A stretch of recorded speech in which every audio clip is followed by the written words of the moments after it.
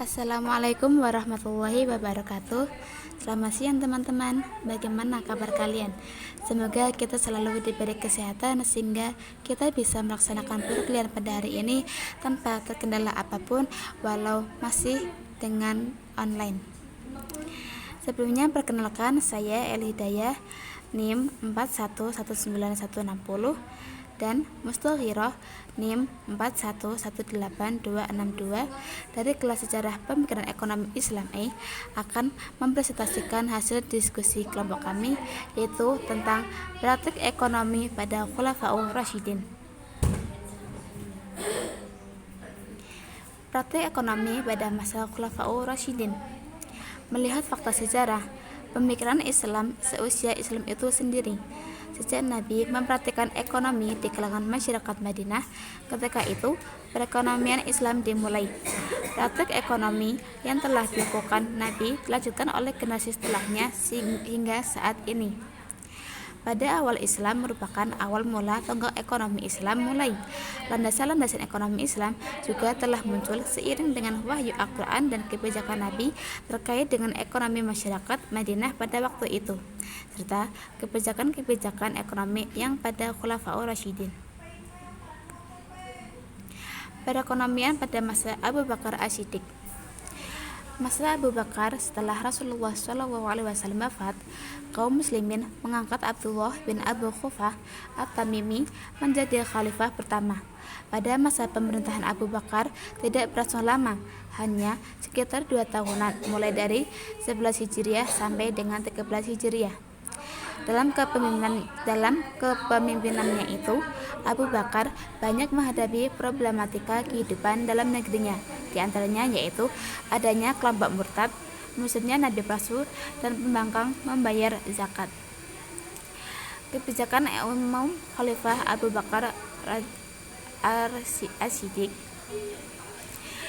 pertama yaitu menegakkan hukum dengan memerangi mereka yang tidak mau membayar zakat, tidak menjadikan ahli badar atau orang-orang yang berjihad pada perang Badar sebagai pejabat negara, tidak mengistimewakan ahli badar dalam pembagian kekayaan negara, mengelola barang tambang rikas yang terdiri dari emas, perak, perunggu, besi, dan baja sehingga menjadi sumber pendapatan negara. Kemudian menetapkan gaji pegawai berdasarkan karakteristik daerah kekuasaan masing-masing. Kemudian tidak merubah kebijakan Rasulullah SAW dalam masalah jizyah. Sebagaimana Rasulullah SAW, Abu Bakar tidak membuat ketentuan khusus tentang jenis zakat. Keperekonomian pada masa Umar bin Khattab. Pada masa Umar bin Khattab, untuk pertama kalinya pergantian kepemimpinan dilakukan melalui penunjukan langsung. Hal ini berdasarkan hasil musyawarah antara pemuka sahabat. Keputusan tersebut kemudian diterima dengan baik oleh kaum muslimin. Kebijakan Umar bin Khattab yang pertama yaitu pendirian lembaga Baitul Mal, kepemilikan tanah, zakat, sedekah dari non-muslim, mata uang, kalsifikasi dan alokasi pendapatan negara, kemudian pengeluaran. Perekonomian pada masa Utsman bin Affan. Kebijakan Utsman bin Affan. Khalifah Utsman bin Affan berhasil melakukan ekspansi ke wilayah Armenia, Tunisia, Siprus, Rhodes, dan bagian tersisa dari Persia, Transokania, dan Tajikistan. Ia juga berhasil menumpas pemberontakan di daerah Khorasan dan Iskandaria. Pada 6 tahun masa pemerintahannya, Khalifah Utsman bin Affan melakukan penataan baru dengan mengikuti kebijakan Umar bin Khattab dalam rangka membangun sumber daya alam. Ia melakukan pembuatan saluran air, pembangunan jalan-jalan, pembentukan organisasi kepolisian secara permanen, dan pembentukan armada laut.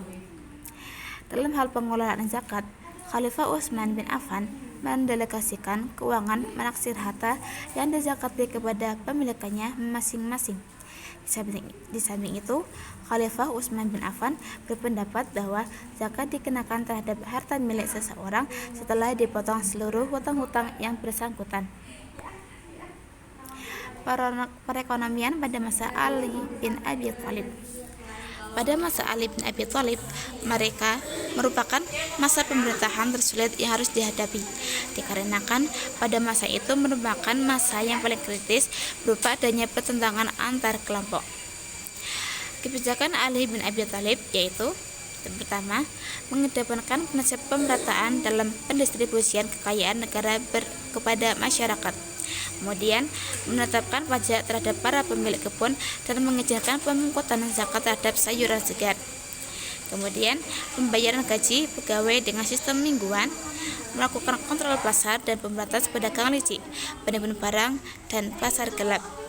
Aturan kompensasi bagi para pekerja jika mereka merusak barang-barang pekerjaannya. Sekian dari kelompok kami. Mohon maaf apabila ada tutur kata yang kurang berkenan. Assalamualaikum warahmatullahi wabarakatuh.